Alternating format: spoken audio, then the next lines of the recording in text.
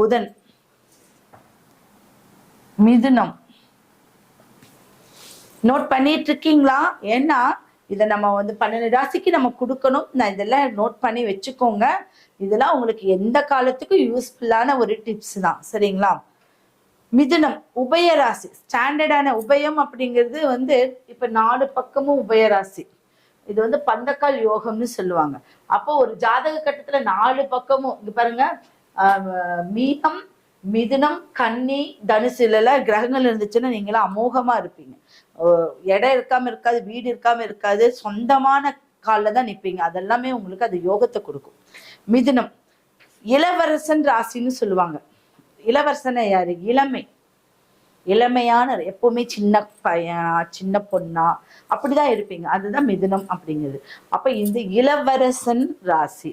அப்ப இந்த ராசியில வந்து ரொம்ப தீவிரமா ஆலோசனை செய்வாங்க, நேர்மையா இருக்கணும்னு நினைப்பாங்க. தொழில மன வருத்தம் இருந்துட்டே இருக்கும். எல்லாம் ஓகே, தொழில மட்டும் என்ன பண்ணுவாங்க, எனக்கு மட்டும் கிடைக்கல அப்படிங்கிற ஒரு மன வருத்தம் தொழில இருந்துகிட்டே இருக்கும். ஆனா அவங்க ஜெயிச்சுட்டே தான் இருப்பாங்க. ஆனா அந்த மன வருத்தம் அவங்களை விட்டு போகவே போகாது. சரிங்களா? பதவி உயர்வு, இடமாற்றம்லாம் போராடிதான் ஜெயிக்கணும். ஒரு டைமுக்கு 4 முறை முயற்சி செய்தால் மட்டும்தான் வெற்றி கிடைக்கும். இவங்க தேய்பிரை நாள்ல புதன் வெள்ளிக்கிழமை, தேய்பிரை புதன் வெள்ளி நாட்கள், வளர்பிறை செவ்வாய் வியாழன் நாட்களை தவிர்க்க வேண்டும் எந்த நல்ல விஷயத்துக்கும். ஐயோ போய்தான் ஆகணும், இந்த புதன்கிழமையில தான் வந்து எனக்கு பணம் கொடுக்குறாங்க, அதுக்காக நான் போகாம இருக்க முடியுமா? நீங்க கேட்கறது உண்மைதான். அப்படி போனாலும் அதை உபயோகப்படுத்தக்கூடிய நாள் வந்து மற்ற நாள்களா வச்சுக்கோங்க. சரிங்களா? முடிஞ்ச வரைக்கும் உங்களுக்கு புதன் வியாழன் யாருமே கொடுக்க மாட்டாங்க, அது உங்களுக்கு சேராத ஒரு நாட்கள். அடுத்தது செவ்வாய் வியாழன், இதை வந்து நீங்க தவிர்த்து கொண்டால் அது நிச்சயம் நல்லதாக இருக்கும். முருகன் வழிபாடு உங்களுக்கு ரொம்ப உகந்தது. முருகனுடைய வழிபாடு தான் உங்களுக்கு சிறந்த ஒரு வழிபாடு. அடுத்தது திசை, கிழக்கு வடக்கு திசை நன்மைகளை செய்யும். உங்களுக்கு கிழக்கும் வடக்கும் நன்மையை செய்யக்கூடிய ஒரு திசை. செவ்வாய் ஓரையில், அந்த ஓரைங்கிறது வந்து எல்லாமே ஓரை பார்த்து ஒரு விஷயத்த செய்யி சோற போக மாட்டேன்னு சொல்லுவாங்க. ஆனா அந்த ஓரை ஒவ்வொருத்தருக்கும் ஒவ்வொரு விதமா நம்ம பார்த்தா இன்னும் சூப்பரா இருக்கும். அப்ப மிதுன ராசிக்காரங்க செவ்வாய் ஓரையை பார்க்கணும்.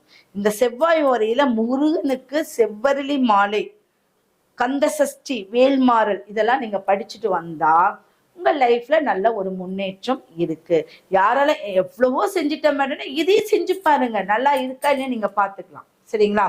சுக்கிரன் புதன் ஓரைகளில் கடன் அடைக்கலாம். என்னன்னா இப்ப ஒரு கடனை கொடுக்குறீங்கன்னா சுக்கிரனுடைய ஓரையிலையோ புதனோட ஓரையில கடன் அடிச்சா திரும்பி கடன் வாங்கக்கூடிய ஒரு அமைப்பை ஏற்படுத்தாது.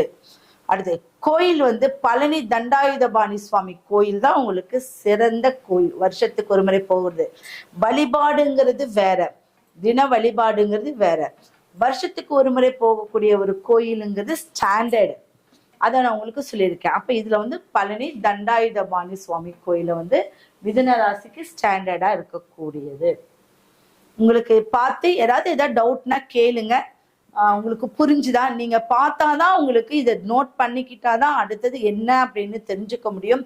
சும்மா பார்த்துட்டு போயிட்டா அதுக்கப்புறம் நீங்க இதை பார்க்கவும் மாட்டீங்க. அதுக்கப்புறம் என்ன ஆகும்னா ஐயோ என்னமோ சொன்னாங்க அப்படிங்கறதா உங்களுக்கு தோணும். ஓகேவா?